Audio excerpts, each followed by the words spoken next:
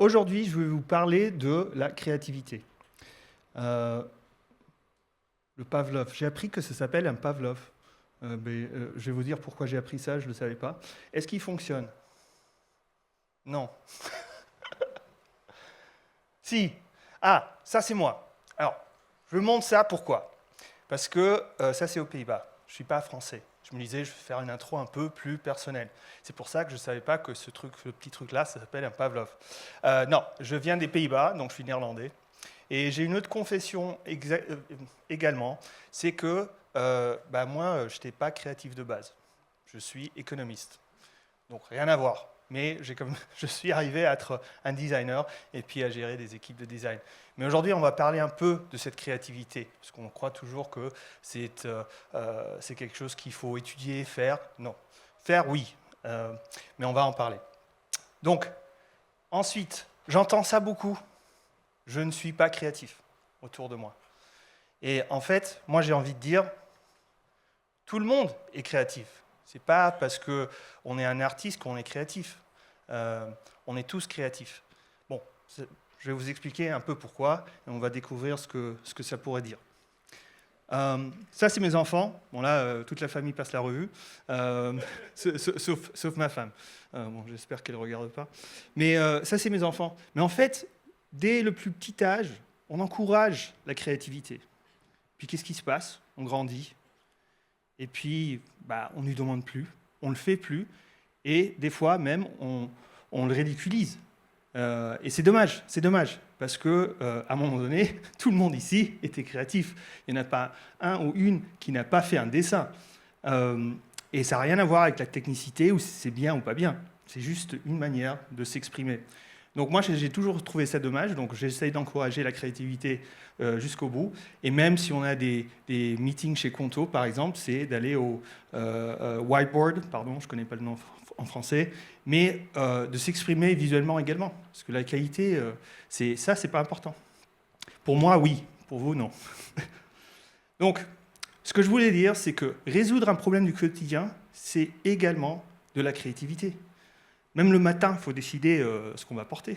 Bon, là, j'exagère un peu, mais vous voyez mon point. Mais aussi, ce qui est important, c'est que je crois que tout le monde ici, à un moment donné, s'est posé la question ou s'est dit « mais il y a un autre moyen de faire ça ». Peut-être que c'est ça la raison pour laquelle vous avez créé votre entreprise, etc., ou un service. Donc déjà, c'est de la créativité. Et je voulais vous donner un autre exemple. Donc, je suis sûr que vous connaissez tous Airbnb.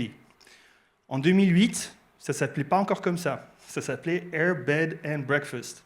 Et il fallait rajouter Forget Hotels parce que personne ne savait ce qu'ils faisaient. Donc, en 2008, c'est les élections américaines. Et en fait, Airbnb, ça ne va pas bien du tout. Ils sont au bord de la faillite. Et ils ont l'idée ridicule et farfelue de faire des box de céréales, des boîtes de céréales, des Obama O's et des Captain McCain's. Et ils les ont vendus. Mais en fait, ils ont réussi à survivre et ils ont fait leur pivot et ils sont quand même une des success stories dans ce business. Donc, c'est-à-dire que des fois, quelque chose de ridicule, ça marche. Alors, je voulais vous parler des 3 blocages principaux qui nous freinent, généralement. Et moi, je les ai aussi. Donc, on va passer en revue les 3. Le premier, c'est la peur du jugement.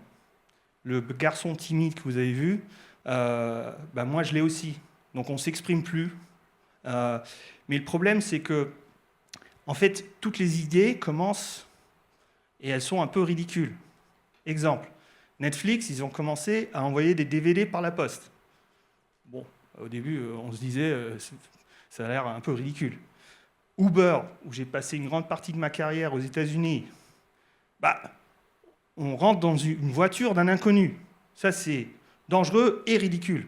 Donc, mais maintenant, je dis souvent que Uber, en fait, c'est le plus gros réseau de rencontres d'inconnus au monde, avec toutes les courses qu'ils font. Mais ça veut dire que si on avait écouté tout le monde, ça ne se ferait jamais. En dernier, Twitter, bon, s'il s'appelle X maintenant, 140 caractères pour dire ce que j'ai mangé. c'est assez ridicule. Et c'était beaucoup ridiculisé au début. Donc en fait, c'est ça qui nous freine souvent. Des fois, faut y aller. Il faut essayer. On n'a pas toujours raison. Pour mon cas, j'ai souvent pas raison, mais il faut juste avoir raison une fois. Le perfectionnisme. Moi, j'aime bien quand les choses sont carrées, finies, parfaites. Et en fait, ça ne l'est jamais. Et Reid Hoffman, le dirigeant de LinkedIn à l'époque, il disait, si vous n'avez pas honte de la première version de votre produit ou service, c'est que vous avez lancé trop tard. Ce qui est généralement vrai. Mais ça reste difficile, ça reste un blocage parce qu'on veut que tout soit carré, parfait, etc. Mais ce n'est jamais le cas. Donc, tant qu'à faire, lancez. Ensuite, les habitudes mentales. Et je vais vous donner un autre exemple. Je crois que vous connaissez tous l'entreprise Kodak, des pellicules à l'époque, etc. En fait, eux, ils avaient inventé la caméra digitale en 1975. Et ils ont enterré le projet. Pourquoi ? Leur modèle mental, c'était on vend des pellicules. Ce truc-là va servir à strictement rien pour vendre des pellicules. Bon, suite de l'histoire, vous la connaissez, ils sont à la faillite en 2012. Donc, encore une fois, ces habitudes mentales, elles nous protègent, mais des fois, elles nous freinent aussi. Donc ça, c'est les trois principaux freins. Ce n'est pas les seuls, hein. Il y en a 120 autres, mais j'ai que 2 minutes encore, donc on ne va pas passer de revue tout ça. Mais je voulais vous donner un exemple, comment on peut casser un peu ces habitudes. Et chez Conto, ce qu'on a trouvé, c'est une valeur qu'on a, c'est customer focused. En fait, en français, l'obsession avec le client. Il y a 2 semaines, on était en off-site avec Conto. Là, je ne sais pas pourquoi, j'ai décidé de faire la slide en anglais. Donc voilà. Mais on était en off-site. Bon, off-site chez Conto, c'est plutôt, on a trouvé une autre salle quelque part à Paris. Question de budget, bien sûr. Mais ça, c'est le COMEX. Et on était un après-midi avec des clients Conto. Et je sais qu'on en compte beaucoup ici aussi. En fait, ce que ça fait, le problème n'est plus est-ce que mon idée est parfaite, est-ce que j'ai la solution parfaite. C'est plutôt, est-ce que ça résout le problème de quelqu'un, d'un client, etc. Donc en fait, c'est moins subjectif, ça devient objectif.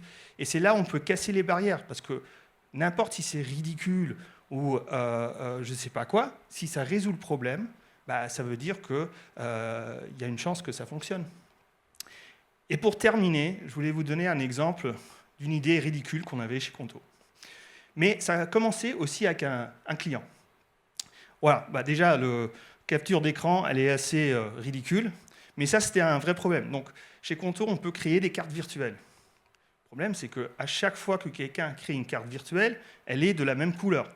Donc, le pauvre là, il a 12, je ne sais pas combien de cartes, elles sont toutes jaunes. Donc, et pourquoi les gens font ça ? C'est pour regarder des dépenses par carte, Google Ads, Facebook Ads, je ne sais pas quoi.